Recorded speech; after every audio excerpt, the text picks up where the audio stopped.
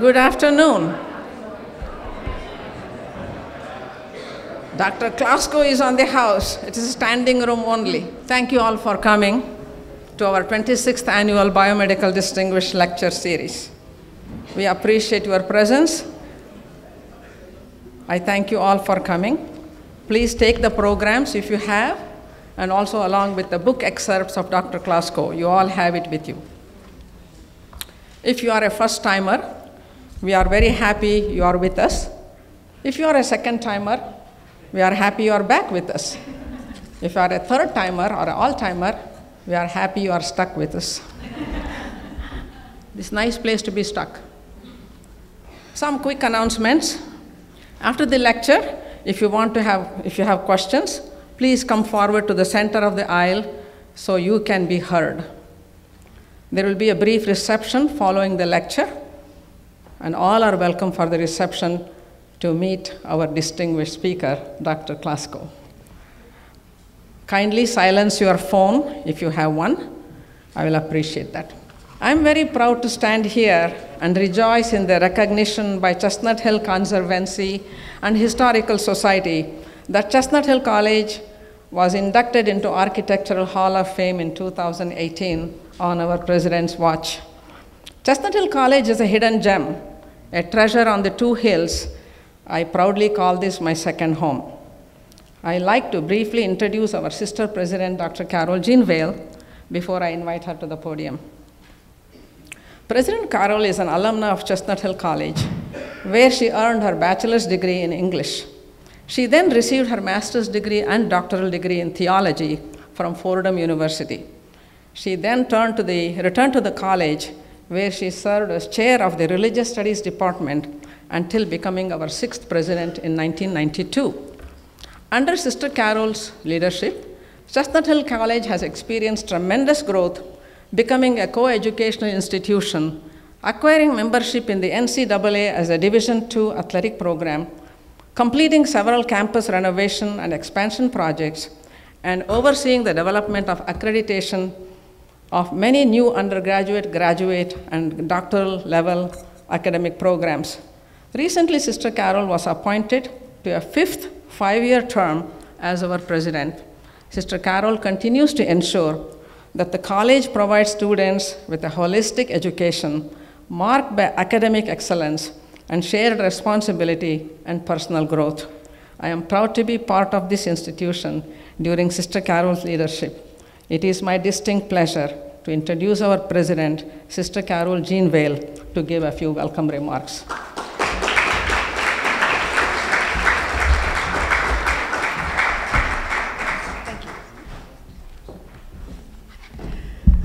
I always wanted to grow out of the front lawn. Well, good afternoon, and welcome to the Fall Biomedical Lecture Series, now in its 26th year. On behalf of the entire college community, I extend a cordial welcome to all of our distinguished guests, administrators, faculty, staff, students, and the members of the broader community. And I offer a very special welcome to my colleague, Dr. Stephen Klasko, president of Thomas Jefferson University and Jefferson Health, who has graciously agreed to take time from his very busy schedule to be with us today.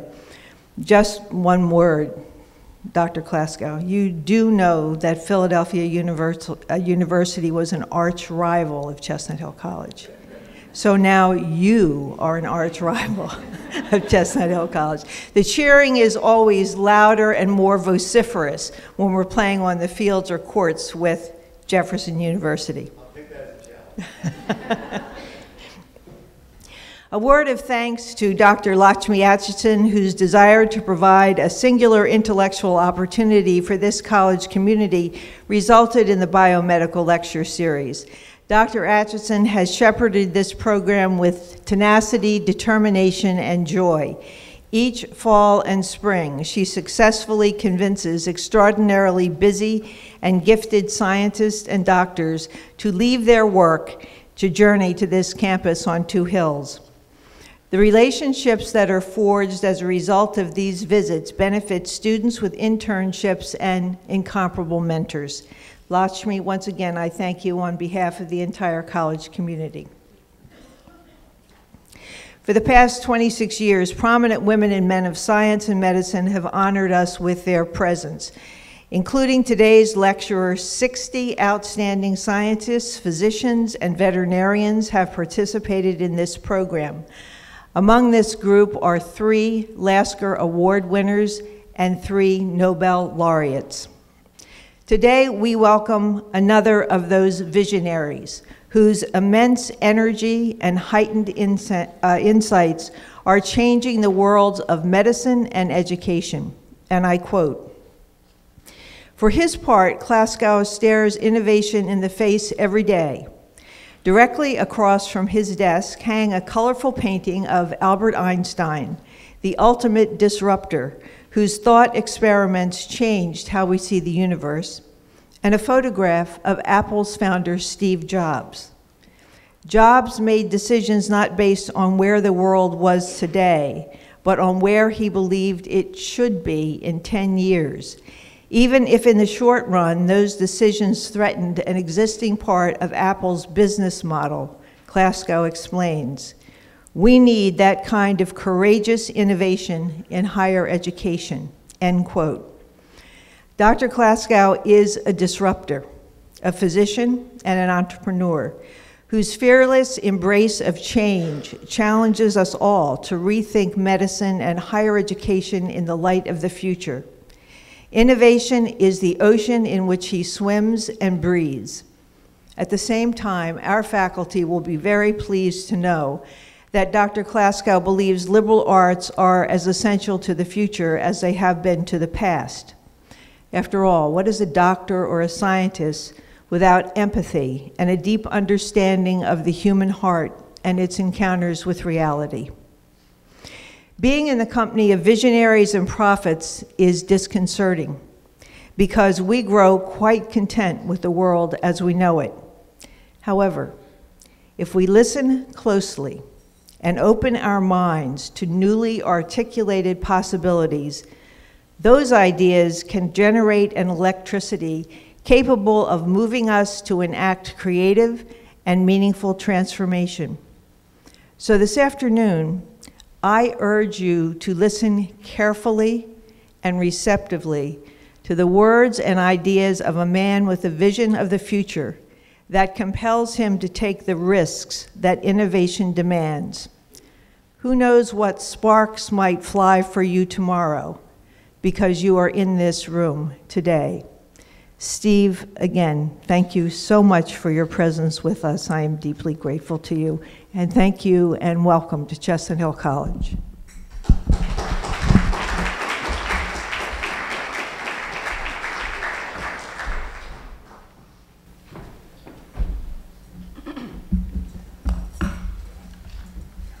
Thank you, Sister Carol. Thank you very much. Today is a very special day in the history of our lecture series. Chestnut Hill College also celebrates its 95th year, and we are very fortunate to have Dr. Stephen Klaskow with us as our 26th annual distinguished speaker. I thank you, Dr. Klaskow, again, and I'm grateful to you for your presence and taking your time amidst your busy schedule, and I'm deeply humbled. Our 25th anniversary was celebrated with 2 of the finest physicians from Rathman Institute, Dr. Michael Sicati and Dr. Alex Vaccaro. Our 25th anniversary in 2018 coincided with the Eagles going into Super Bowl, and Dr. Vaccaro is their team physician. Go Eagles. Every time I step on this podium, I feel very humbled and honored to find that these extraordinary professionals of high caliber accepted my invitation, graced this podium, generously offering their time, meeting with the students, faculty, and staff. And all these speakers have come from far and wide, have put Chestnut Hill College on a global map. The series also includes 3 Nobel laureates, and thus has become even more prestigious. These Nobel laureates have come from California, Germany, and Texas, and they have raved about the leadership of the college and admired the college as a hidden gem, hidden treasure on the two hills. Because of the presence of these high-caliber professionals, the Biomedical Lecture Series has become a distinguished series in the nation. I say this with great humility and pride that no other undergraduate institution has a lecture series of this magnitude and caliber in the nation. Therefore, it is with much gratitude we dedicate this day in honor of all our speakers. Today is even very special for me, and it's a very humbling day for me of the entire lecture series because of presence of Dr. Stephen Klasko. He is the highlight of this lecture series, and you will see why. Nothing would have been possible without the steadfast and wholehearted support of our president, Dr. Carol Jean Vail, from day one when the series began in the blizzard of 1994. I am grateful to you, Sister Carol, for your unfailing support and commitment through all these years. I am also thankful to our Vice President and Dean of the Faculty, Dr. Christopher Daugherty, for your support and time and taking care of many logistics with your office. I am deeply humbled, indebted to Dr. Charlie Yeo, who placed his professional trust in me and introduced me to Dr. Klasko within 5 minutes of my request. And I'm truly grateful to Charlie Yeo, who was our 19th annual distinguished speaker, pancreatic cancer surgeon. In a short time after Charlie's introduction, I had an email from Dr. Klasko. Dr. Klasko, thank you for your kindness, prompt communications, and providing me with a timely topic, healthcare and artificial intelligence, a household name that affects every single person. I am deeply humbled by your presence, and I am fortunate to get this lifetime opportunity to introduce you to our audience, as you are the highlight of the lecture series. But first, I have to tell the students, why you are their role model, great role model. Dr. Klasko is president of Thomas Jefferson University and CEO of Jefferson Health. In 2019, he was named the first distinguished fellow of the World Economic Forum for the Future of Health and Healthcare. To all students, why Dr. Klasko is your role model? His academic achievement is very successful all the way from bachelor's degree to medical degree, then MBA from University of Penn, and he is the diplomat of the American Board of Obstetrics and Gynecology licensure. Dr. Klasko's academic leadership is stellar. He has received numerous honors, awards, and recognitions, too many to count, and I wish I had more time. However, I must point out that these two institutions, number 8 and number 9, the USF and Jefferson, Thomas Jefferson, have reached all new heights with significant recognition because of Dr. Klasko's leadership, which you will see in 2 minutes. Dr. Klasko is the author of 3 major books with 5-star reviews. You all have a copy in your chair. The excerpts you must read. A significant point I must make about this book, The Phantom Stethoscope, which he wrote in 20 years ago. Dr. Klasko had the innate intelligence to write this science fiction book in 1999 with topics relevant to the future of managed care.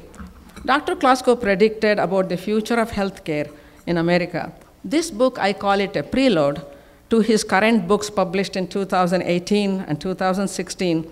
I call it a sequel, a true testament to his prophecy, prediction, bless this mess, we can fix healthcare. The future is now. Received 5-star reviews by Dr. Sanjay Gupta of CNN, Steve Forbes of Forbes Media, and former Governor and Mayor Edward Rendell, and many more who are listed in the book. Dr. Klasko's books are very compelling, powerful, pictorial, revelation on healthcare and artificial intelligence in real time. Dr. Klasko, you have a unique vision. You are a true role model to every citizen as we face this reality. Dr. Klasko states in his book to his children and to all of you, may you have an optimistic future and believe in yourself. Students, Dr. Klasko is your role model.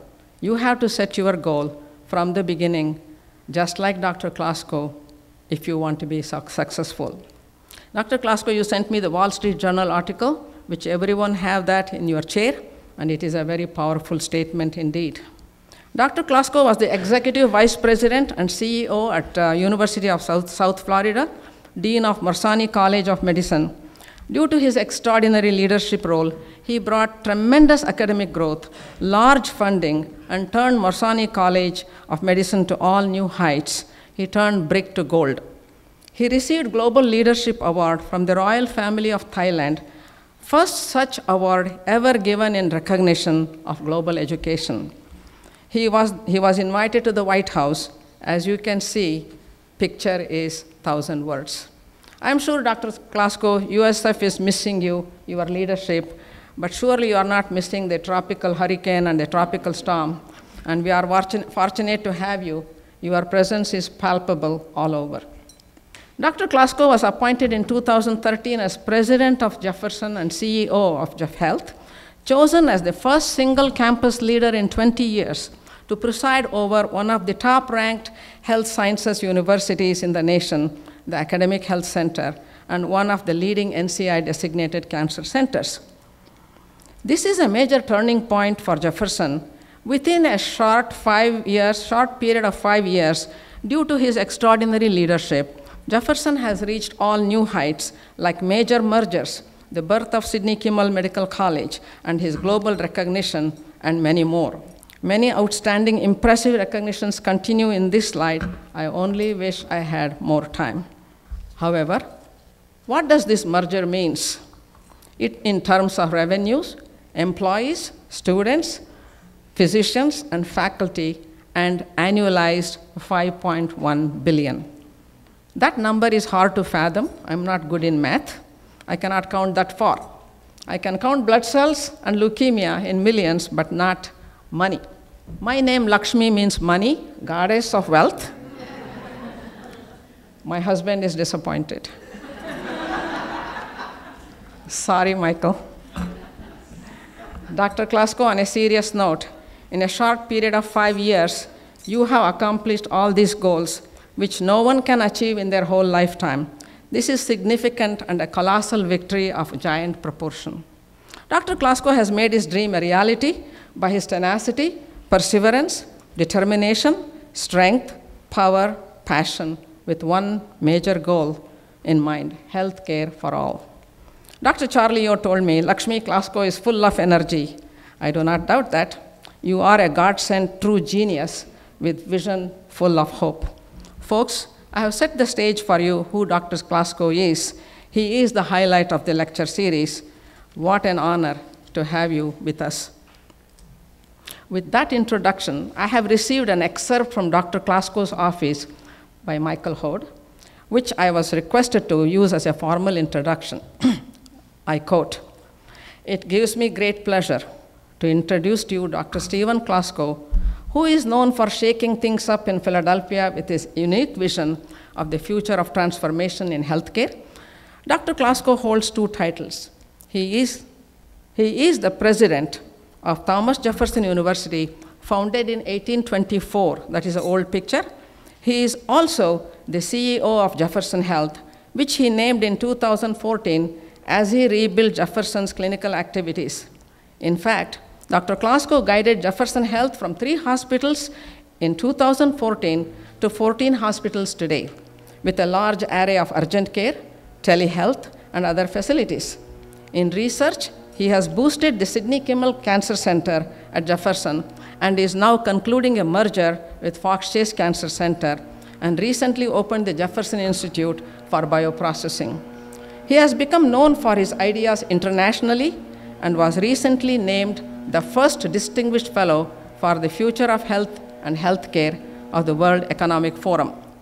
Throughout his career, he has believed that we need to select and prepare healthcare graduates to be ready for a new world of machine learning, end quote.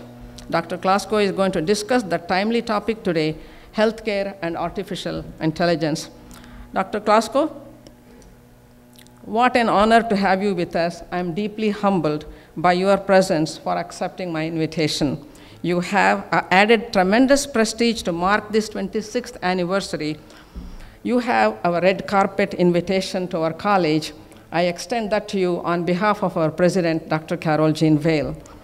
Ladies and gentlemen, it is my distinct pleasure and honor to introduce to you our 26th annual distinguished speaker. Would you please join me to welcome Dr. Stephen Klasko.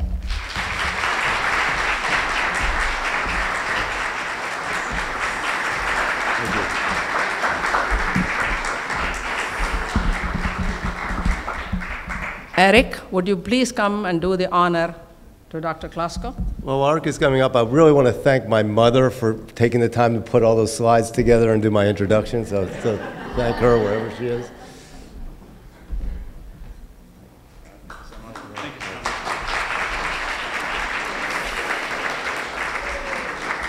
And I have to say, this really is an honor for me. Sister Carol is, among us other presidents, viewed as the president's president. Just her time here, she's upped the average tenure of a president by a lot of years. So thank you. It makes us all think that we can keep our jobs, and you've done an amazing job at what you've done. And I don't know about the competition. I don't know what happens when a griffin and a ram fight, but we'd have to look that up. And actually, thank you for it's very hard to say no to you, and you're very humble.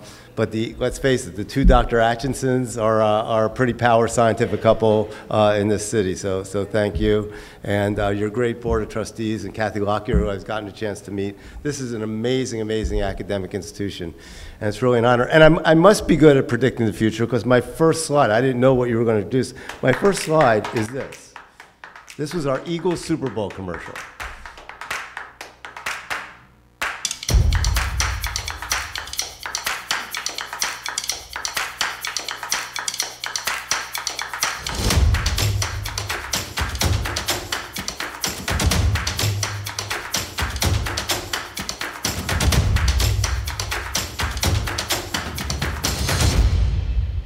So I show you that for three reasons. One is that's the only way I could tell you about Jefferson in 30 seconds. The second is it was our Super Bowl ad for the last real Super Bowl.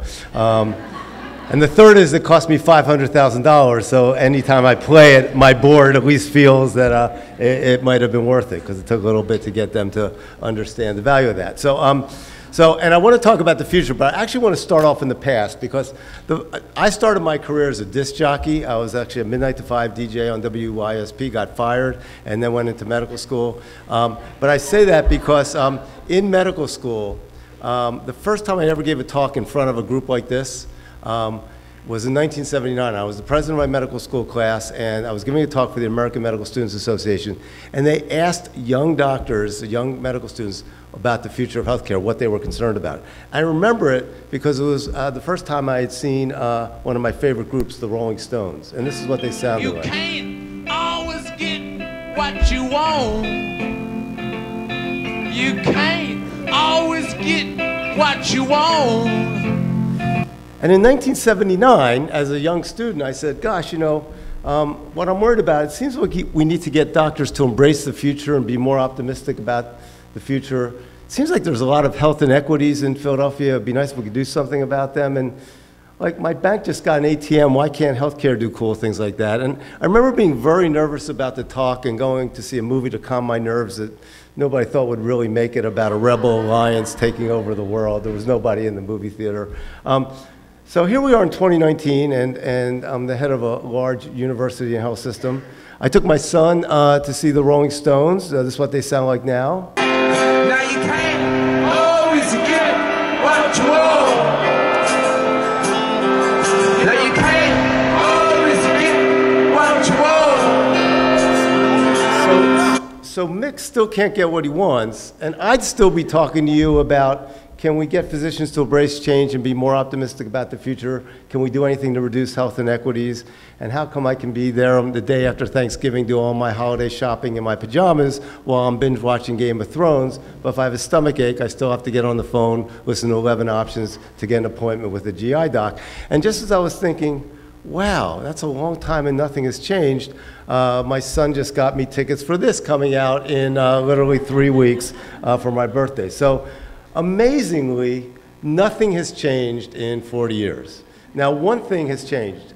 This was me in 1979, and you might all laugh someday, you'll get there, but I don't really miss the hair, but I miss the car. That's a 1968 GTO 404 barrel Ram Air that I wish I had. So the rest of this is going to be about the future, and we'll pick 2029 just because it's 10 years from now. So, and if you'll stick with me, I'd like you to get into a 2029 mindset, and I'll help you, because I want you to think about what happened in 2019 and beyond. So let's just pretend it's November 6, 2029. I'll help you. President Kim Kardashian is doing her daily selfie, so we haven't gotten a whole lot better at picking presidents. This guy's now 300 years old, but it's no longer do or do not. It's just I don't really know what I am. And you'll be happy to know that the Rolling Stones are still around the zombie Walking Dead tour. So they're still around. But more importantly, healthcare has not just broken, but smashed the quality access patient experience and quality curve through a series of disruptive events and creative partnerships. And I'd like to talk about how we got there. And I'm going to start with a bit of a punchline, because the most successful thing that we've done together in our merger between 195-year-old academic medical center and one of the top fashion design universities has been creating wearables. Believe it or not, we carbonized hemp, and now a company that is an IPO on the Australian Stock Exchange, because this is partly what the future of healthcare looks like. You had 5 asthma attacks last week, David. What's going on? Not feeling well. I got a cold starting. Had to go to Barstow twice for work. Barstow's nice and dry. What's your asthma keeping you from doing? Yeah, well, normal life for starters. Like walk upstairs, play with the kids, go see a movie. Okay, well, here's some weather for you, and I can't say it's nice out. Your neighborhood AQI is 160, humidity's down, and particulate matter's up, so you'll have a 65% increased risk of an attack today. You got some popcorn in the house? Sure, I get it. Not going out today. Right, and keep your Advair inhaler nearby. Okay, every 2 hours I take 1 shot, right? That's it. You want me to remind you when you need to take it? Send me an SMS. Okay, talk with you soon. So this is not science fiction. This is literally, you will go to sleep at night with pajamas or a t-shirt that will monitor your respiratory and, rate and your cardiovascular rate and other things. And you'll wake up, and how many of you have HomePods or Google Homes or Alexas at home? So, you know, literally, instead of you waking up and saying, hey Siri, what's the weather, or play the daily podcast, as soon as you wake up, Siri will talk to you and tell you how you're doing. And by the way, we'll have texted your physician if there's something that he or she needs to know. What's amazing about this is we still, believe it or not, in some places, if you have congestive heart failure, the whole key is, have you gained any weight? Because that means that your heart might not be working. We still have people coming to the office, driving from Chestnut Hill to the city to get weighed 3 times a week. At Jefferson, we've gotten rid of all of that. And for those kind of patients, we've given them scales that they can get on their own home, and we have artificial intelligence that will tell us when it's a problem. So one of my mentors, I worked for a year at Apple Computer in Cupertino, and one of my mentors is John Scully. John Scully is the CEO of Pepsi that they brought in to babysit Steve Jobs and turn that into a real company. And he gave me some really great advice. He said, Steve, you're talking about all these technologies like wearables or telehealth. Stop talking about the technology. So we don't talk about telebanking. None of you got up this morning and said, you know, I think I'll telebank this morning. It's just that 90% of banking went from being in the bank, and by the way, if it was today, by 4 o'clock, you better get there soon, to 90% being at home through a variety of technologies. So he gave my commencement speech last year, and he told a story which has really, really helped me, and it was this. He got in, and his job was to turn Steve Jobs corporate. Good luck with that. And he went to Steve and said, look, the board wants a 3-year business and strategic plan. And he showed them Pepsi's. It looked like this, with lots of spreadsheets and Excel. And he said, look, I'll give you 3 months. I'll bring in Accenture. I'll bring in McKinsey, whatever you want. I want something that looks like this. So, you know, think about what you want. 3 months, we'll get together. Steve calls him up 12 hours later, says, I've got your 3-year business and strategic plan. Well, how could you do that? Well, come over to my office. Steve was wearing a suit and tie, the only time that he's ever done that. And this was his 3-year business plan. Year 1, we change. Year 2, we change the industry. Year 3, we change the world. Now think about this. Year 1, they did change. They moved money out of the computer and operating system into a digital secret thing that nobody knew that turned into a player holding 200 MP3s. There was so much discord in Apple. That was during the period of time that I was there. We could get from 3% computer share to 5% computer share, and now you're moving dollars out of that. We could compete with Microsoft. He was thinking about what's going to be obvious 10 years from now and doing it today. Then they changed the industry because those iPods turned into iPads and other things like that. And then frankly, one could argue that year 3, he changed the world through the whole iPhone and mobile apps and App Store. So he actually fulfilled his strategic plan. So I've actually looked at my role, not necessarily like Steve Jobs, but I've tried to think about it as I'm speaking to you. How does that work for us? So what if we change, how do we change the industry? And then hopefully, how do we eventually change the world? So the newest book that I have another book coming out in January, but this one predicts that the United States healthcare system gets into the Intergalactic Council of Awesomely Cool Healthcare Systems in 2029. And the person that runs that is really perplexed because in 2019 we were such a mess. And what got us over the top is we finally figured out how to send a believable and understandable bill, what they call the bug factor. And one of the things that we said in this book, and it's very, very, very timely because of all the Medicare for All stuff and that kind of thing, is we have to stop expecting the government to solve the problem. So I'm going to just talk a little bit about healthcare reform and the crazy political stuff we're in, but I'll start off with this. Healthcare reform has managed to confuse everybody. This says, actually, I'm not a doctor, I'm the healthcare administrator. That's okay, I'm not the patient, I'm his attorney. Everybody is confused at where they are. And this is not a new concept. So one of my other mentors, a guy named William Kissick. Dr. Kissick was a professor at Wharton when I was there. He wrote a book 40 years ago called Medicine's Dilemmas, Infinite Needs, Finite Resources. Sound familiar? And he was the first one to talk about an iron triangle of access, quality, and care. And if you remember your 9th grade geometry, if you increase one angle, you got to decrease another. He said, so if you increase access, you're either going to increase cost or decrease quality, et cetera. He said 40 years ago, if anybody ever tells you they're going to increase access, increase quality, and decrease cost, and it's not going to be painful and disruptive, they're not telling the truth. So think about healthcare policy. President Obama, and I quote, said the Affordable Care Act will increase access, increase quality, and decrease cost, and it won't be painful. So that can't be true. President Trump said, I think it's going to be fantastic, terrific, unbelievable, and huge, but he meant the same thing. Here are the market forces that we're dealing with. New definitions of patient satisfaction, the reduction of other people's money, and that's been a big, big, big problem. Everything in healthcare to this point has been, it's not my money, it's other people's money. And I think those of you who are students, I think you're going to be a big part of that, because the millennial factor, I think, will be an important part of an increasing buyer's market. Let me give you a real life example. My daughter is 29. She works at a cancer center in Tampa, right on the university campus of the university health system that I ran. And she calls me up one day, and she has the kind of insurance I think almost everybody will have, middle-class folks. $300 a month, and it's a $3,000 deductible. I think she makes probably around $60,000 or $70,000 as a public health professional. She said, Dad, don't worry, I need a small procedure. What do you think about this hospital? It was about 15 miles out of Tampa, out of the university. So it'd be like somebody on my campus saying, what do you think about Paoli Hospital or Chestnut Hill Hospital? And I'd say what I said to her, it's a very good hospital, but you're right on the university campus. Well, she said, Dad, it's $200 my money if I get it done at that hospital, and $800 my money if I get it done at the academic medical center you run.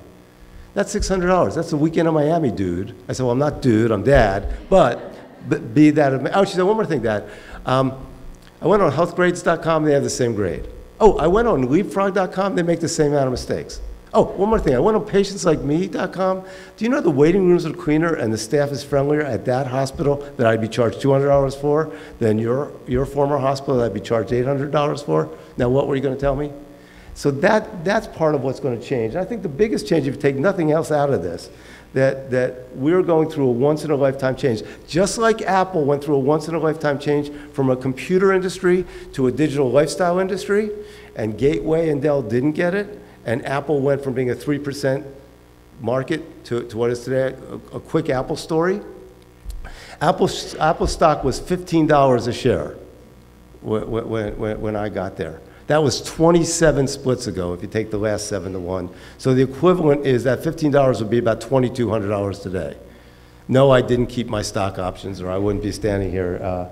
But literally, Sun Microsystems was going to buy them out for $13 a share. The shareholders wanted 17. And everybody was waiting for what Steve was going to come up with. And everybody was thinking incrementally. For those of you who are my age, think pre-iPad. It was, is it going to be a cooler laptop or a cooler operating system? And he came out, here's our laptop, PowerBook 5300, worst laptop ever. Here's our new operating system, Mac OS 5.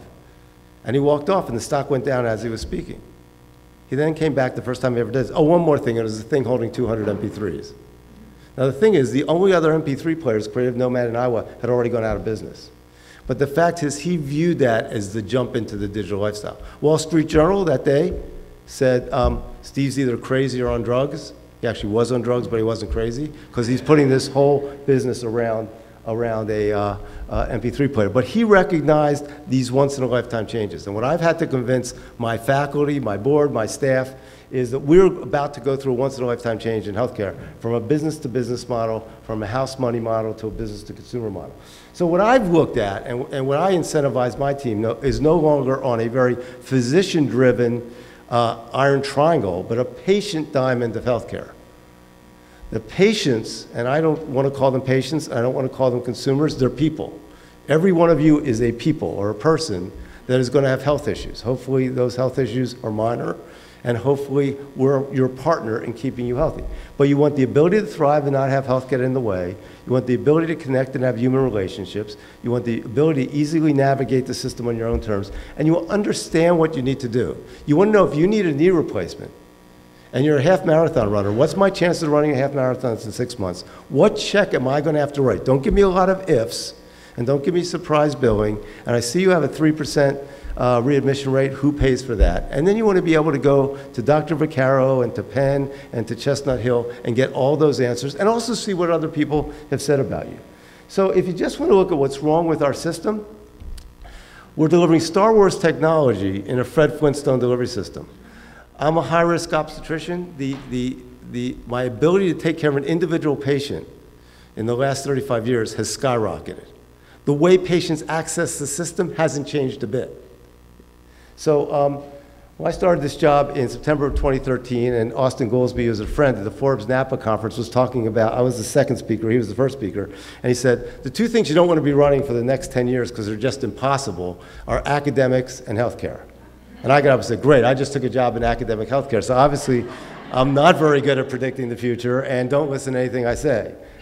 So we made two very seminal decisions at Jefferson. One is that we weren't going to try to, frankly, I'll put this in the easiest way possible, we weren't going to try to beat Penn by being Penn. We were going to differentiate ourselves from other academic medical centers.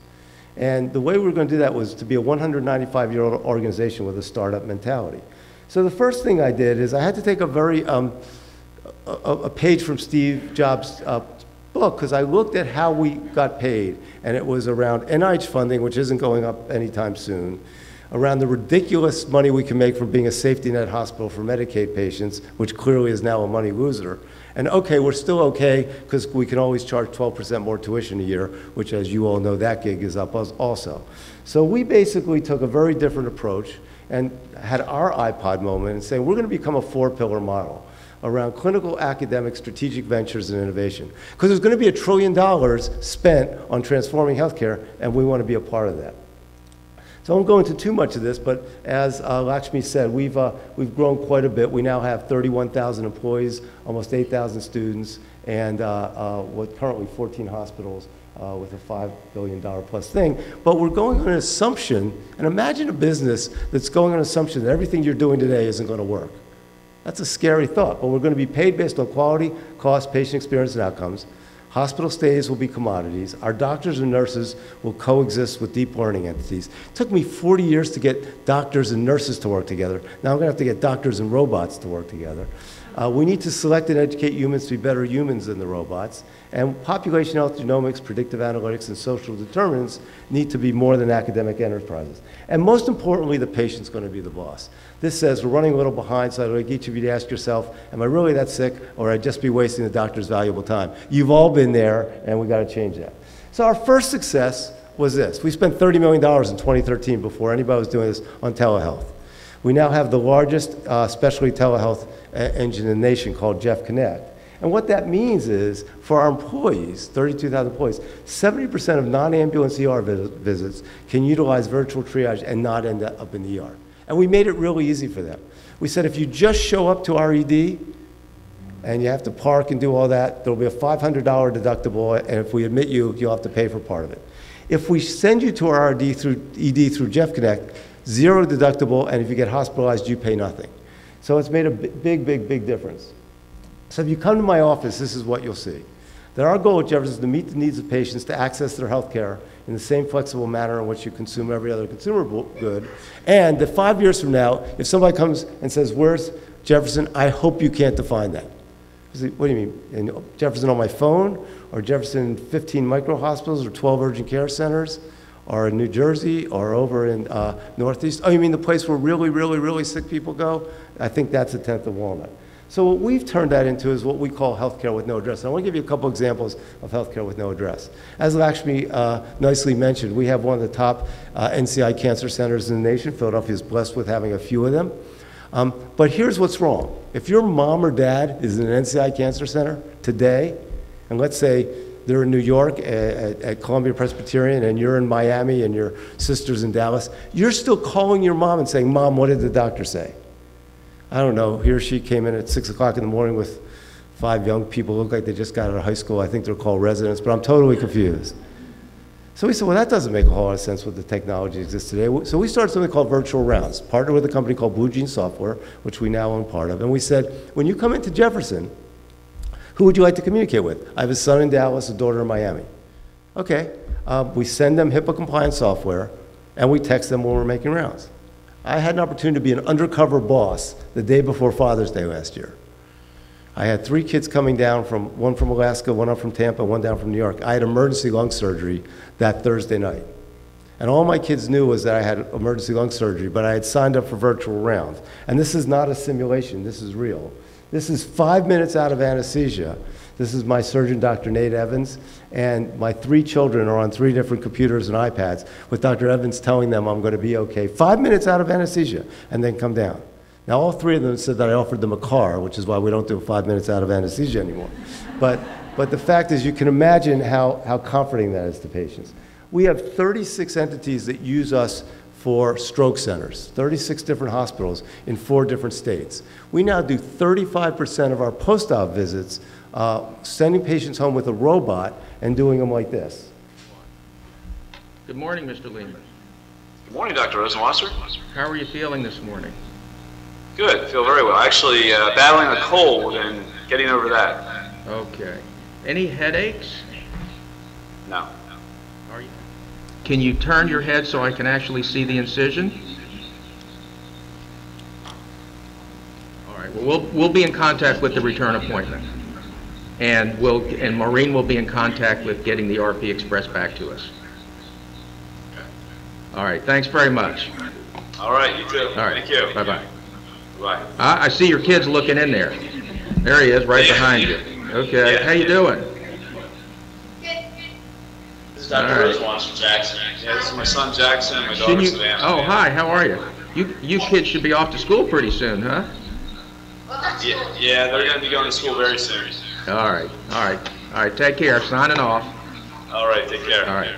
So it's a whole family affair, but we saved them 8 hours and we got the family involved. And this is our newest partnership with Apple. And while you might not want to see this in the middle of a date or even in the middle of class, the simple fact is that we still have 70% of hospitals send a reminder for a colonoscopy, which can be a lifesaver, through the mail. So you get 6 bills and you get something in the mail, oh, it's time for your colonoscopy, not the first thing you're going to do. And then the final thing that we've done is we've now started a company at Jefferson. I met my wife on Match.com. She went to University of St. Francis and literally has an incredibly accurate profile. Mine was pseudo-accurate, but somehow the algorithm got us together. You think about obstetricians. If a 25-year-old woman is pregnant, the way it used to be is they'd go to the 65-year-old male family doctor who would say, congratulations, Mrs. Jones, you're pregnant. I'm sending you to my obstetrician, Dr. Klasko. For those of you who are that age, the chances that a young woman today, for the most important thing in their life, would just say, all right, I'm going to go wherever this 65-year-old guy told me to go is 0. They're going to check things out. They're going to talk to friends. So we actually created a Match.com for physicians, for obstetricians, and their patients that literally goes through almost the same kind of metrics that, and we partnered with eHarmony around. I'm a 24-year-old woman in Bryn Mawr, Pennsylvania. I'd like to find a group with a predominantly female group that'll accept my doula. I can only be seen on Fridays because I'm a professor and that's the day that I can get off. I have Aetna Gold. I don't want to have to spend more than $1,000. And again, we match people up and schedule the appointment all online. So I think what I'd leave you with here is that I think one of the problems we have in healthcare is that we've taken this approach. And at Jefferson, we've taken almost an opposite approach of we see ourselves as sort of the conduit between the digital world and the consumer. So that's how we change. Now, what about changing the industry? Well, 2 of my colleagues, Dr. Molnar said technology will replace 80% of what doctors do, which always gets my physician friends upset. And Dr. Khosla said correctly that any doctor that can be replaced by a computer should be. But just take a step back and think about this. We still in 2019 accept doctors based on science GPA, MedCats, which is a memorization multiple choice test, and organic chemistry performance. And somehow you're all just amazed that doctors are more empathetic, communicative, and creative. Duh, right? And then we put them through a surgical residency where, trust me, empathy is not the first thing taught. So it's not surprising that we don't work as high-powered teams. When I graduated from Wharton, a colleague of mine and I got $1 million grant to look at what makes doctors different than, depending on the audience, either other people or normal people in how we handle change. And the simple fact is, the way we select and educate docs, we joined a cult around 4 biases: a competitive bias, an autonomy bias, a hierarchy bias, and a non-creativity bias. What's interesting about the non-creativity bias, by the way, we're just as creative as any of you, but when we ask business people, professors, entrepreneurs, what got you to where you are, 97% creativity is number 1, 2, or 3. When we ask physicians and scientists, it's strategy, focus, science, discipline. Why does that matter? Because if the world around you is changing and you think you're creative, then you're going to be excited about that change. If you think you're a competitive, autonomous, hierarchical creature losing control, you're going to fight that, and that's what's happened in healthcare. We also found that we do a pretty lousy job in health science universities. This is a study we did asking physicians that have been around 3 years or less, how did we do? Not just at Jefferson, throughout the country. Pretty lousy. Taught me microbiology, biochemistry, anatomy. I use that a lot in my psychiatry practice, but you didn't teach me how to manage change or communicate or be an individual in an organization or even how to run an effective meeting. So, for those of you who are doctors, this will bring cold sweats, but believe it or not, this is the gateway to become a doctor. My organic chemistry test was taking this cycle, having me memorize it, right? You know this, Lakshmi, and then literally I had to fill in my final with the blanks all the C's and O's that I had memorized and the enzymes. That's exactly who you want for your obstetrician, is somebody that can do that. And think about how ridiculous that is when that is on my supersized iPhone. So last year at the World Economic Forum, I think Jack Ma, who's the CEO of Alibaba, put this incredibly well. I was on a panel with him, and it was just really exciting to listen to this. No matter how artificial intelligence is good, human being in the future compete with machine on knowledge, you don't have a chance. Computer is always going to be smarter than you are. When there's a car, forget about who runs faster. When there's a plane, don't think you can fly. When there's a computer, you know, computer is always smarter than you are. They never forget. They remember everything. They never get angry. They calculate faster. But computer can never be as wise as a man. What's the difference between smart and wisdom? So we did a bold experiment. We decided we want to create wise physicians and nurses. And we said, what if we create a cohort of our students that we select based on self-awareness, empathy, communication skills, and cultural competence. And we erase all the objective criteria after they've reached their minimums. We partnered with two very interesting companies. One was Southwest Airlines, because they used to pick pilots the way we pick doctors. They put the two of you on a simulator and say, you were 95th percentile, you were 97th percentile, you're our pilot. Then they realized the guys that landed in the Hudson were not because they were 0.02% technically better. It was because of how they communicated, and they could see the second and third order consequences of their decisions. So now they put the two of you on, and they have something happen in the cockpit, and they look for your first reaction and your first reaction and choose you based on that. The second group was a group out of Wharton called Telios that does all the interviewing for Google. My son got the degree, the liberal arts degree that gave you the least chance of ever getting a job. It was an American Studies degree at Brandeis. In the year that gave you the least chance of getting a job, 2009, the middle of the recession. So we already had our basement all finished out for him because we were waiting for that. And he got a job at Google after 7 interviews, all behavioral clinical interviews. They didn't want to see any of his transcripts. He ended up not taking it and becoming an actor. That's for the reception, I don't know if there's wine at the reception, but I'm still getting over that. But the fact is that Google, that's how Google chooses their folks. So this is what we did. This was one of the criteria for choosing physicians for this group of applicants. What do you see in this picture? And we'd have some applicants go and say, I see a woman in a white dress, a guy in a black turtleneck, and a snake. Okay, that's good. But what's it emoting to you? What are you feeling when you see this? I'm feeling, there's a guy in a black turtleneck, a woman in a white dress, and a snake. There are other people that right away would tell you the story. It almost doesn't matter what the story. We heard all sorts of stories. The dress doesn't seem to fit well. I think this is what's going on. And you might say, Steve, why does that matter? Well, I've delivered about 2,100 babies in my career. And it's incredibly easy delivering a normal baby to a normal 25-year-old. I mean, it's easy for me to say I'm on the other end, but it's medically easy, I should say. It's incredibly difficult delivering an unscheduled Down syndrome baby. And 100% of the time, the first question from that mom will be, Doctor, what does this mean? I've watched good obstetricians with really great organic chemistry grades talk about the 21st chromosomal abnormality or the medical complications that baby will have. I've watched great obstetricians get the what does it mean means what does it mean to my image of a perfect baby, and right away will say, this is a beautiful baby, and I'll get you together with other people that have had beautiful babies like this. That 30 seconds is the difference between how that mom, in some cases that dad, imprints with that baby. And here's the rub, guys. There's a 100% chance that 3 or 4 years from now, there's going to be a Google Brain or an IBM Watson next to me taking a picture of that baby that will be better than any human on the planet of saying what's chromosomally wrong. But it will never get the what does it mean, means what does it mean to my image of a perfect baby, and have that couple feel better.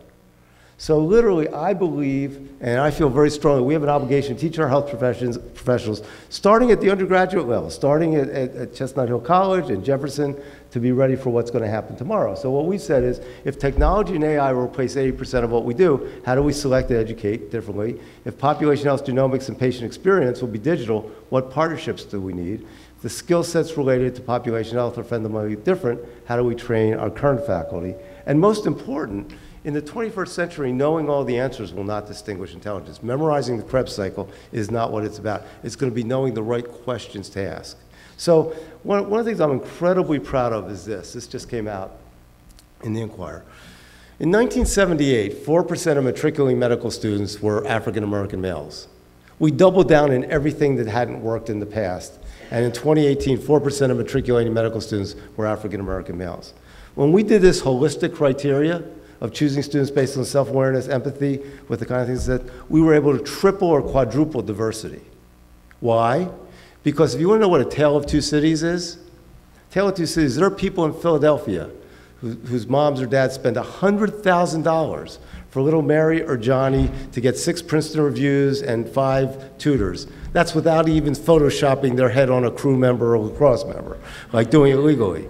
And there's another kid from West Philadelphia with a tattered Barron's book, And if you're going to choose that kid from being able to memorize Krebs cycle and getting the clues for multiple choice tests, no chance. If you do it based on what's going to be a good doctor, we were able to triple, quadruple diversity. And then we basically recognized that we need to disrupt the curriculum. And believe it or not, this is what most curricula in medical schools are like. It's all about biochemistry, microbiology. I gave this talk at a top 10 medical school, and I was saying, gosh, quality, health equities, communication. And the dean said, well, you know, we have a whole day our third year on quality. A whole day your third year on the third leading cause of death. So what we've done at Jefferson is that we've created a whole humanities at Jefferson in our medical and nursing school. And I obviously won't go through all these. But clearly looking at creativity in a very different way. It's not electives, it's absolutely essential. And what we found is that it really, and we've now led a national effort to do this, that just by doing that, it changes the scores around wisdom, empathy, and tolerance of ambiguity. And here's a beautiful thing. Remember that kid I told you that got the job at Google and didn't take it and became an actor? So he now has started a company that's doing very well called Artly Working, teaching doctors and business people improv. Because if you think about improv, you have to listen, you have to be able to react, and you have to think about the second and third order consequences of your decisions. And we've changed our whole curriculum to include a whole health systems piece around patient experience, better outcomes. So that's led to, and if you're interested in this subject, Dr. Hojad is now the world's leader in the fact that empathy for physicians can be learned, can be measured, and can be used to test new initiatives. Our coup de grace in that way was merging with Philadelphia University. And a lot of people thought that we had literally gone crazy to have a 195-year-old academic medical center university literally merge with a top 10 fashion design university. In fact, Forbes magazine did an article called "This is not your typical merger, medicine meets the arts, design, and business." What I'm incredibly proud of is in September 22nd, Chronicle of Higher Education looked at 163 creative and strategic partnerships and felt that only one of the mergers, which is the one that everybody thought was a little crazy, can be considered a successful example relative to other colleges and universities. Why? Because we didn't look at it as an acquisition. We took the best of both worlds and we said, what if we took design of the human experience in health? So we now have an MD Masters in Design that literally has brought both together. And our goal, and remember I said I want to be different than other AMCs? We are now viewed as a leader in creativity across health professions. This is our Jeff Design is an 180-year-old Traditionally, we've been masters at memorization, having this knowledge that other people don't have, that our patients don't have. But as we look forward and kind of like peek 20 years into the future, that kind of superpower that we have in knowledge, that's going to be shrinking with artificial intelligence and machine learning, and we really need to tap into a different skill set. And I believe that doctors are creative people, and that creativity is actually one of the most important skill sets that a physician needs. And so we built the Health Design Lab, and I love it. It's a space for us to really use our imaginations in thinking about how to solve challenges in healthcare. And in medicine, we don't get that. So let me summarize changing the industry this way. Education and healthcare, like everything else, need to be digital. At Jefferson, these are our new colleges. They're not traditional colleges. College of Digital Health, College of Integrative and Global Health, and a Communications Future Center.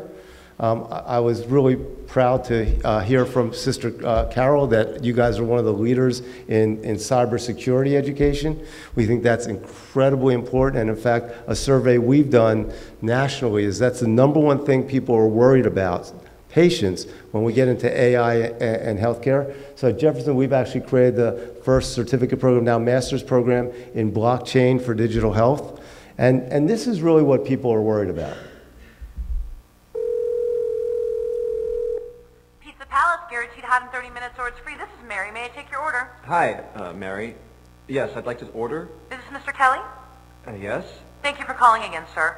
I show your national identification number is 610-204-999-8-45-54610. Is that correct? Yes. Thank you, Mr. Kelly. I see you live at 736 Montrose Court, but you're calling from your cell phone. Are you at home? I'm just leaving work, but I'm... Oh, we can deliver to Bob's Auto Supply. That's at 175 Lincoln Avenue, yes? No, I'm on my way home. How do you know all this stuff? We just got wired into the system, sir. Oh, well, I'd like to order a couple of your double meat special pizzas. Sure thing. There'll be a new $20 charge for those, sir. What do you mean? Sir, the system shows me that your medical records indicate that you have high blood pressure and extremely high cholesterol. Luckily, we have a new agreement with your national health care provider that allows us to sell you double meat pies as long as you agree to waive all future claims of liability. What? Do you agree, sir? You can sign the form when we deliver, but there is a charge for processing. The total is $67 even. $67? Well, that includes the delivery surcharge of $15 to cover the added risk to our driver of traveling through an orange zone. I live in an orange zone? Now you do. Looks like there was another robbery on Montrose yesterday. You could save $48 if you ordered our special Sprout Submarine Combo and picked it up yourself. Comes with tofu sticks. Those are very tasty, sir. Good value, too. But I want double meat. Well, I'm sure you can afford the $67 then. You just bought those tickets to Hawaii. They weren't cheap, eh? Oh, but I see you checked out the budget beach bum at the library last week. Up to you, sir. All right. I'll get the Sprout subs. Good choice, sir. Gotta watch that waist if you're hitting the beach, eh? 42 inches. Wow. Man, I'd say tofu and Sprouts is like required. That's how much? Just between you and me, there's a $3 off coupon in this month's Total Men's Fitness magazine. Your wife Betty subscribes to that, right? Anyhow, clip that and it's $19.99 even. Whoa, looks like you maxed out on all your credit cards. Bring cash, okay? So I think your cybersecurity undergraduate degree will be very valuable. I think there's going to be about $6 billion spent on trying to navigate that AI versus security piece. And then finally, I think what really needs to change is healthcare has to become global. I think it's really ridiculous if you are a finance person or you are an educator in China or India and you come here, you can do anything. If you're the chair of cardiovascular surgery in the University of Shanghai, we make you retake your residency. So at Jefferson, we started the first medical school in the world where you'll be able to practice in either the European Union or the United States. We got an LCME approval. It's a triple degree of a BS, an MD from Thomas Jefferson, an MD from Cattolica. It didn't hurt that it's the Pope's University, so it helped us get through the European Union. And we've also created, through the largesse of one of the founders of Home Depot, Bernie Marcus, the first academic department of integrative medicine and nutritional sciences. It hit me that when I was in India, and I hurt my back and I was training for a marathon, I wanted a Flexeril and a Motrin. I went to the University Hospital and they wanted to do acupuncture and Ayurvedic medicine. If I wanted a Flexeril and a Motrin, I had to go to an alley to see some American doctor. You try to walk into an emergency room here and tell them you want acupuncture and Ayurvedic medicine, they'll look at you like you're a little crazy. So the fact is we have to bring those things together. And I think it's important for us in higher ed, and I think I'm sure, Sister Carol, you've read these kind of things, that literally most people do not believe that we've done as good a job as we need to do around that. So how do we change the world? If we change and we change industry, well, I think the first thing is the robots and humans need to work together to provide better health. At Jefferson, we made a fundamental decision. When I got here in 2014, every academic medical center had the exact same mission. We will be the premier academic medical center in Philadelphia. Well, other than you and your mother, nobody really cares about that. It was not very outward-facing. And we were living in a city like we still do, with 6 academic medical centers and the greatest discrepancy in life expectancy of any city in the country. So we changed ours to a very outward-facing one, a very mission-driven one, called We Improve Lives. Very similar to what you believe. And literally, that's important, because it's how I get incentivized. 25% of my incentive is reducing health equities in Philadelphia, not do I have a bigger MRI than our competitors. And what we should all be a little embarrassed about, in a great city like ours, with all these academic medical centers, we have a 21-year disparity in life expectancy, just a 10-minute walk in either direction from the Rocky statue. So we're looking at how we can use AI around food, education, and housing. One of my roles at Davos this year, giving a talk going from self-driving cars to self-healing humans, about how we can start to use drone delivery for food to get out of food deserts, for example, or the kind of things that we can do. So 2029, when President Kardashian is here, for the first time, the majority of interactions will be virtual or remote. The majority of those will involve AI or machine cognition applications. And what we're doing at Jefferson is starting down that road. We have a partnership with a genomic company to really, all 32,000 of our employees get full genomic and subtyping. We're going to move from sick care to health assurance. And we've worked with a company out of Silicon Valley. It's been our most successful partnership, General Catalyst. Hemant Taneja is the managing principal of General Catalyst. I would recommend his book. It's called Unscaled. He was the initial investor in Airbnb, Snapchat, Warby Parker, and on the health side, Livongo. And the Unscaled book talks about 20th century principles of mass production and economies of scale seeding to mass personalization rentable scale, right? Airbnb, it used to be if you wanted to build a bigger, better hotel chain than Marriott, you build bigger and better hotels. Now you build no hotels and bring the real estate together with people. The book we're writing together, which will be out in January, is called Unhealthcare. And it's about costly sick care will give way to affordable, personalized, and preemptive care with genomic sensors and AI-based technologies. And if you just think about this, think about all these companies, literally, and it's not just that they beat the old company, they own nothing. So Uber does not own one taxi or vehicle, Facebook creates no content, Alibaba creates no content, and Airbnb owns no real estate. So for us, I believe that the key will be literally getting rid of the thought of hospitals of the future and moving to non-traditional hospitals.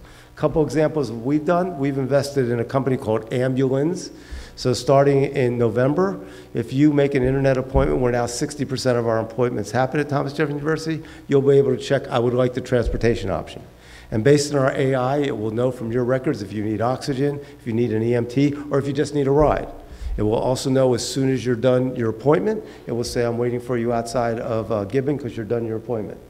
We were initial investor in this, Livongo, which is one of Heyman's companies. Instead of needing strips for diabetics and then going to your family doc's office, we can do almost all of this at home. And you can just see the kind of results. Medical costs down 70%, ER visits down 26%, inpatient visits down 39%. And then finally, and probably one of our most successful things, as I mentioned, Philadelphia University had some IP around carbonizing hemp to literally create what I think will be the next revolution in healthcare of smart clothing. And this is what it looks like. This is the prototype that we currently have.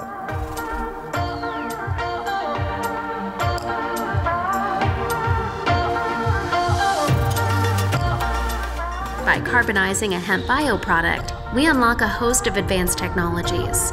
Intelligent, adaptive, and evolutionary fiber made possible by Hemp Black. Hemp Black's new technologies are ushering in a new era of smart and functional performance apparel, footwear, and fashion. With its intelligent design and functionality, Hemp Black will drive the next generation of advanced textiles.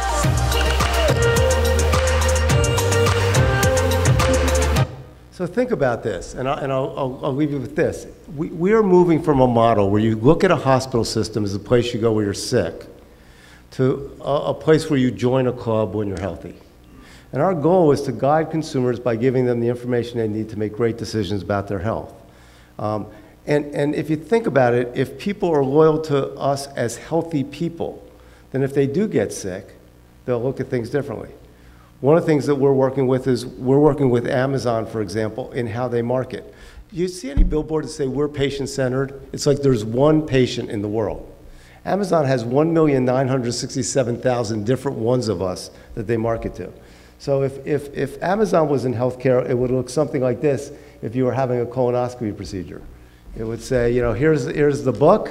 By the way, you people that got this also got puffs, got large, easy print crosswords, and you get the idea. So getting away from this kind of model to this kind of model. And then finally, we have to really think about how we can motivate people to think differently. In the past, we just gave information. Now we assume people are rational value maximizers, and I think we need to get to literally how we can think about intrinsic motivations. This is from Israel. That basically they had a problem with daycare centers that people were coming late. And if you think about it, for those of you who have kids, if you come late to the daycare center, your kid's unhappy and the teacher's unhappy.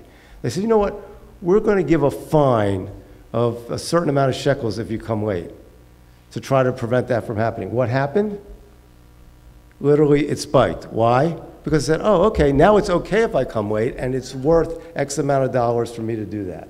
For those of you who have ever been to a men's room, this is a true story. This is in the Newark men's room. They were spending $800,000 on trying to keep it clean. They literally put flies and golf holes in the urinal, and they were able to cut their staff of having to keep it clean by about 80%. And then the last thing is we have to learn from our mistakes.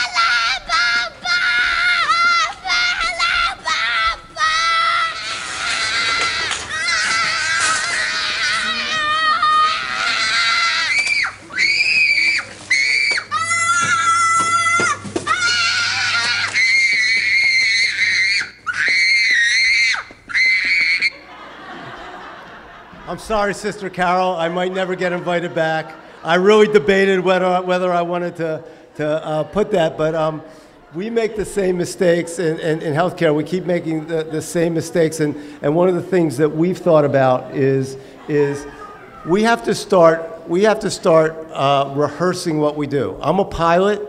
Every 2 years, I have to get my technical competence assessed. You want to guess the last time anybody checked my technical competence as a surgeon? About 35 years ago. The fact is there is no surgeon in all of Philadelphia that has their technical competence assessed. So one of the things I believe in changing the world is we'll be really using simulation. The reason that I love this slide is I learned how to intubate a 1.5 pound baby in the middle of a chaotic delivery room. By the way, I'll just tell you one real quick story. I was giving a talk to my medical students. I walk out and this medical student comes running after me. She says, oh, my mom will kill me if I don't talk to you, President Klasko. I thought it was about tuition. You've probably had some of these. She said, well, what is it? You delivered me 31 years ago. It's Sacred Heart Hospital. And here's what's really compelling about this story. She had gone to Easton Hospital. At that time, a 2-pound baby was considered non-viable. Easton Hospital, General Hospital was going to say, this is a non-viable baby. She said, look, I'm Catholic, I'd like to do everything I can to save the baby. Well, and I know that Sacred Heart Hospital is a Catholic hospital that has a NICU. There were very few hospitals that had NICUs and very few faith-based hospitals that at that time had NICUs. And so she was a 2-pound baby, and she's now a medical student at Jefferson. So she went to me and she said, wow, you look like you're getting pretty emotional. Is that cause of the story? I said, no, it's because I feel really old looking at you. But I learned how to intubate a 1.5 pound baby in the middle of a chaotic delivery room with the mom and dad, or with the dad over me.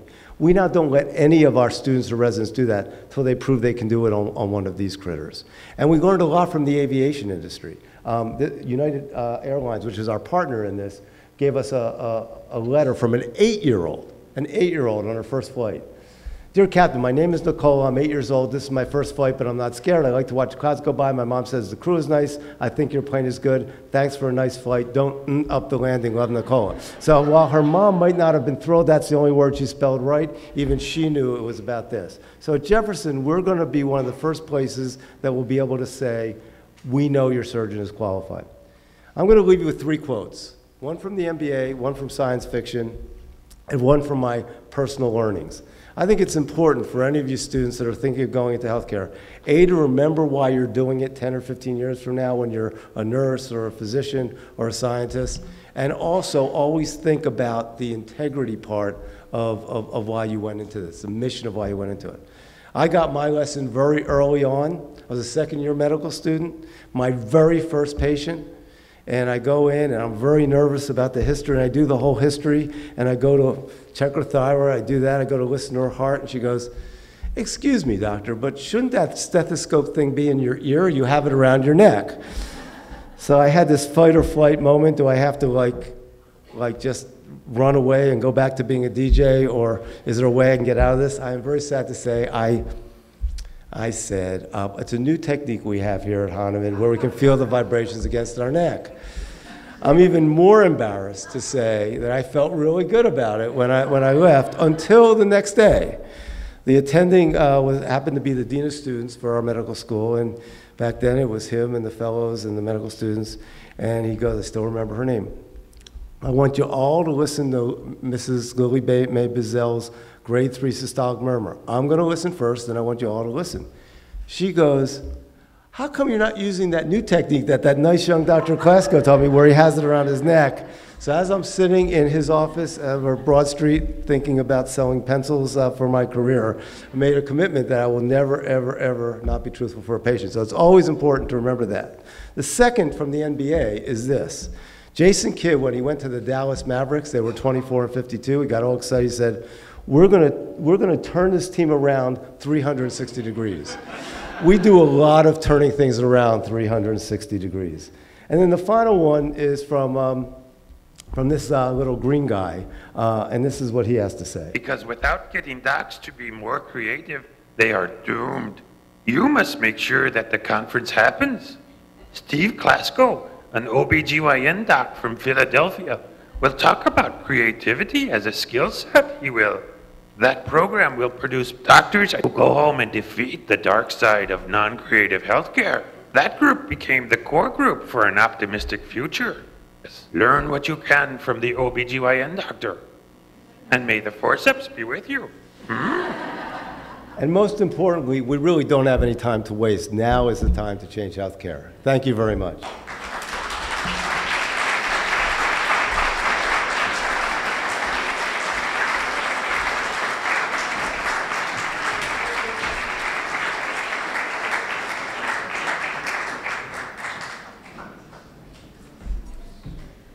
Please come forward to the microphone. You can be heard.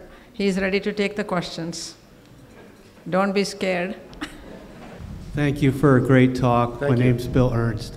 I also have a 17-year-old daughter who calls me dude. And I tell her, no, it's dad, so glad I'm not the only one. I'm a neuropsychologist. We have a doctoral program in clinical psychology here. And I'm curious thoughts that you have about how we need to innovate in terms of telehealth care in the psychology space. Yeah, well, it's a great question. I'm on the board of a company called Mindstrong that's doing digital footprinting for serious mental illness. And I think it gets back to what's going to be AI and what's going to be human. What's fascinating is we did a survey of folks under 35 that about 50% of them, if they have a behavioral health issue, would rather talk to a bot than a human. And by the way, if you're an young African-American woman, and the choice is seeing a woman, seeing a psychologist or psychiatrist human that looks like you or I, or a bot that looks more like them, that goes up to 80%. So I think the key is going to be start thinking about how we use that AI to screen the folks that need help and how we as psychologists, psychiatrists, and other health professionals get together. I think the other thing that's really important is the key of having brain health be part of a physical. Even the word, we've gotten away from using the word physical because it assumes every year I'm going to get checked from my neck down. So we have, in our Marcus Center for Integrative Health, a whole brain health component. I think that needs to be psychologists, psychiatrists, nurse practitioners, and others. And then the third thing I'd say is we have to get away from, oh, I'm sending you to a psychologist or I'm sending you to a psychiatrist. What we do is we put those people into all our family medicine offices. So literally it's not like it's, okay, you know what, I want you to see my colleague who's going to come in after I'm done doing this, because I think you could use it. We screen them based on some AI, and if we think somebody might be depressed or might be running into some issues with drugs or whatever, then it's just part of the office visit. So I think we just have to integrate a whole lot better than we have in the past. Thank you very much. Thanks. Hi. I'm Karen Wendling. I'm a chemistry professor here. I'm also giving a test in like 10 minutes, so Oh, if okay. I book out of here, All right, it's I'll not talk you. fast. No, I that's wish good. I could hang out Yeah. longer. Yeah, thanks. I really got a kick out of the video that you showed where the guy was trying to order pizza Yeah. and all this data was coming up. Right. But it seemed as if your answer to all this health data was more security. Do you think that there's a philosophical or an ethical sort of limit to how much data, physical data, health data, is appropriate to collect? I mean, I can kind of tell you're a science fiction buff. I'm thinking of Gattaca, you know, this idea of your kid getting screened and being told, oh, well, you know, you're lucky if he'll live to 45. Yeah. Do we want to know that? It's a great question. You know, and I'll invite you if I can get your name afterwards. We're having the first international conference on robotic ethics for exactly that reason. Yeah. So I think genomics is a game changer that way. And one of the things we're looking at, who owns that? Yeah. You know, the one thing that Google has been very unsuccessful in is trying to get you to put you put everything in their cloud, or a lot of people do, but they haven't been able to get people to put their medical records in the cloud because they just don't trust them, nor should they. On the genomics side, we offered free to every one of our 32,000 employees free genomic and subtyping testing. Interestingly, the only folks that didn't take advantage of it by and large were faculty. Because they, you know, their thing was, you'll use it for exactly your point. You'll use it for my life insurance. You'll use it for a 10-year decision. I mean, we had all sorts of guardrails that we weren't, but I was stuck with "Trust me, I'm your president," which works to a certain extent. But I think the issue of too much data and what we do with it, who owns it. I think the other thing with genomics particularly is patients are appropriately saying, if you're going to use my genomics for clinical research, even if it's de-identified, I want to get paid for that. I don't want it to be the old way where, you know, I've opted out, now your university, Jefferson, is getting paid for a big clinical trial with my de-identified genomics data. Actually, what's now being created for people is, if your genomic data is being used, you know, my son does commercials, and every time it airs, they get a little thing. That would happen. You'd have an app that would say your genomic data was just being used. I think we have a lot of discussion to happen with it. It's no different than cloning or some of those other things that could be lifesavers and could be used for really evil means. I think there's religious issues, there's personal issues, there's human issues. You know, there's a great book to read by Ray Kurzweil that I'd really commend to you called The Age of Spiritual Machines, of what happens if you start to think about brains being downgraded. So I think we really need to think about this because it's not far away. Even that thing with the avatar, you know, waking up, you know, there's a great study that just got done about AI for facial recognition and for police forces, that it basically was biased against African American folks. Why? Because AI is all about taking historical data. Historical, yeah. So if I think women have a lower pain threshold, you know, than men, which I don't, you know, obviously as an obstetrician, but if, you know, if I think that, and that's the data I put in, then that's, so I think we have to really start that dialogue quickly. So I'm really glad you asked that question. I'm interested in that conference. Okay, I'll try to stop by a little later. Okay, Thank you. Thanks. Hi, my name's Caitlin. I'm a student at Cairn University. Which university? I'm sorry, which? Cairn. Oh, Cairn, yeah, okay. Yeah. So I guess as a current pre-med student who's in college, what does this mean for my life? I'm stuck learning the citric acid cycle for the MCAT. And so, like, what do I do now? You talk about, it's amazing what you're talking about for 2029, like, and I'm so excited to see that, but I'm stuck in 2019. Well, so what should I do as I'm being trained as a biased medical professional in the world that's moving? So I think you should learn the Krebs cycle, because no, but look, I think here's what I believe will happen, and it's not going to be 2029. It's already happening in places like Jefferson. I think it's going to be both. So at the end of the day, you're going to need to be able to understand organic chemistry to some point. I mean, so you can't get an F in organic chemistry. I don't think people are going to look at, you know, well, if you don't get an A, it's going to matter. And more medical schools are looking at the human component. So I would, A, really start to think even at this level, why do you want to be a doctor? Really make sure you understand why you want to be a doctor. Start to get some experiences of really understanding what patients do, shadowing and that kind of thing. Do the science you need to do, because what's already starting to happen in most medical schools is we're segmenting our class. So at Jefferson, we believe a quarter of our class ought to become physician scientists. You know what? Those people, it is what their MedCats are. It is what their organic chemistry grades is. A quarter or so of our people are going to be primary care providers. That's much more around the holistic thing. So you'll see more and more medical schools, even in the next year or two, where you can apply. So obviously the best thing is to have pretty good objective criteria and also be the kind of person that I'd want to have as my doctor as I get older. I mean, that's honestly, when I interview medical students or applicants, that I ask you the kind of questions that I want to get a feel for what I want you to be, my doctor. So I would really try to think about what's in your heart that makes you want to be a doctor. And don't go by the canned things. That when you do your personal statement, don't do that. I wanted to be a doctor since I was 3. You know, when I was in the crib, I saw Marcus Welby, and that made me want to be a doctor. You know, literally try to really think what's in your heart about why you want to do that, and do as well as you can on your science classes. That would be my suggestion. Okay, thank you. Yeah. Hi there. I'm Suzanne Delgizzo. I'm an English professor and interested in medical humanities. so thanks for the shout out. One of the things that I'm interested in is that digital medicine, because the telemedicine, which is just practicing medicine, because I was wondering about two things. One, there's a lot of eye contact and personality involved.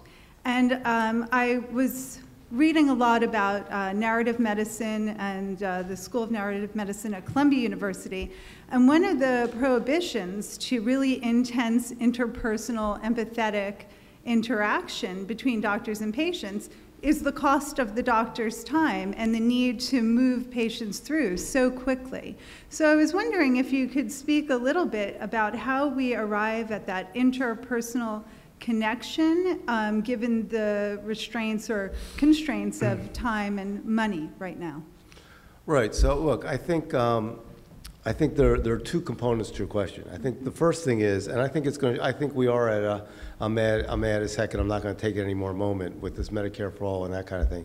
And we have to recognize that all of that is how we pay for a broken system, for exactly the reason you said. The fact that we still have insurers that get 17 cents on the dollar to make sure the people that pay for the care, get the care, and provide the care can't talk to each other. The fact that pharma has increased by 200%. The fact that we haven't dealt with these kind of issues. And the fact that I'm still getting paid to have people come to my hospital and be sick makes no sense. And as long as that exists, it's going to be very hard to get to the future that you want. I think where we will get to is integrated systems where I'm paid well if the population around me is healthier. Now, let's take that. Once that happens, then I think it's going to be much easier to get that integration, to teach the communication between the patient and the provider. Let me give you an example that's happening here that we've gotten a lot of awards for. Hotspotting. I don't know if you've ever heard of hotspotting, but there's 5% of patients in Philadelphia that use 50% of the resources. And most of them are on Medicaid or underinsured. And there's been all sorts of theories about what to do about that. We did something called hotspotting with our medical students, nursing students, pharmacy students, where we, imagine this, actually talk to the patients. And what we did is we found out that, you know, they would go and visit them at home, they would text. I'll give you an example of a woman that had been to our ER 16 times in the last 6 months. $500,000 had been spent on her. And with these students going and talking to her, she had some developmental issues, she had some chronic diseases, and she had a colostomy. And a lot of it was she didn't really know how to change her colostomy, and she went to the ED, that would happen. Through this interaction, she hasn't been in the hospital for a year. She still communicates with these folks. I'll give you one other example. The highest premature labor rate in this area is in Northeast Philadelphia, a very high Latino population. It turns out that a lot of them don't come early for their visits. Okay, so you say, all right, well, why not? Well, some of it is cultural, that you go to a hospital when you're sick and they feel healthy having a baby. So we did something sort of unheard of. We talked to them. We then, at a cultural center, we deputized lay people to measure the fundus, do a normal exam, measure the fundus, and listen to the heartbeat. Of course, my doctor colleague said, how can they do that? I said, it's not rocket science to get a tape measure to measure the fundus and listen to the heartbeat. And then we made a deal with them that every 3 months they would come. Long story short, we were able to get the premature labor rate down below that of the Caucasian population. So I think you're going to see a lot more of these kind of interactions of how do we communicate and integrate with people. But it means we have to change the way we teach doctors and nurses. And it also means an initial outlay of money to change the culture and the perception of doctors in a lot of these communities.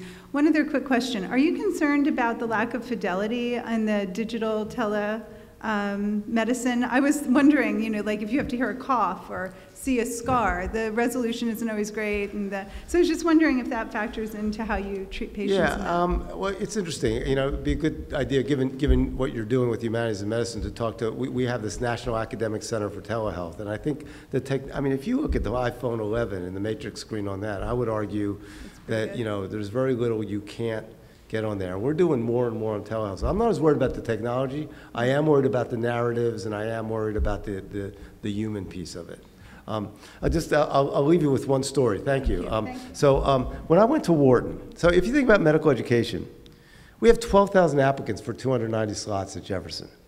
It's look to the left of you, look to the right of you, one of you will get into medical school. And then you get into medical school, and it's usually look to the left of you, look to the right of you, one of you will get the best residency. So don't spend a lot of time talking to each other. And then we're amazed we don't work as high-power teams. When I went to Wharton, the very first day, they said the most important decision you make will be a study group grade. They said, because every grade you get will be a group grade, not an individual grade. And they threw the 100 of us in a room and get somebody from finance, somebody from accounting, somebody from marketing. And, you know, frankly, it was really lousy for me because people said, what are you? I said, I'm a gynecologist, and nobody wanted me in their study group. It was like gym class in the 70s. I was left in the center of the room. But you learn to be interdependent. And the funny part of that is my study group, like I'm the runt of the study group, the CEO of Johnson & Johnson, Alex Gorsky, the COO of Honeywell. We still get together twice a year because of that experience for the last 22 years. And actually, Alex Gorsky, who's the CEO of J&J, gave my commencement speech 2 years ago. And instead of introducing him with everything's done, I said, I was left in the center of the room, really embarrassed, and Alex brought me into a study group. And the way I introduced him is, I said, I'd like to think that level of compassion as well as keen eye for talent is what got Alex the job as the CEO of one of the most trusted companies in the world. And Alex got up there in his cap and gown at the Academy of Music and said, President Klasko is partly right. He was one of 2 undesirables left in the center of the room. And I did indeed choose Dr. Klasko, but it had nothing to do with compassion and certainly nothing to do with talent. We were all young and poor at the time, and I said, let's take the gynecologist, at least he'll be able to pay for the pizza and beer. So sometimes it's better not to know why you're paying. Yes, Lakshmi. I want to thank Dr. Klasko for your time and being one of the best highlight of this series for the 26th annual Distinguished Lecture. Please give a round of applause for Dr. Klasko.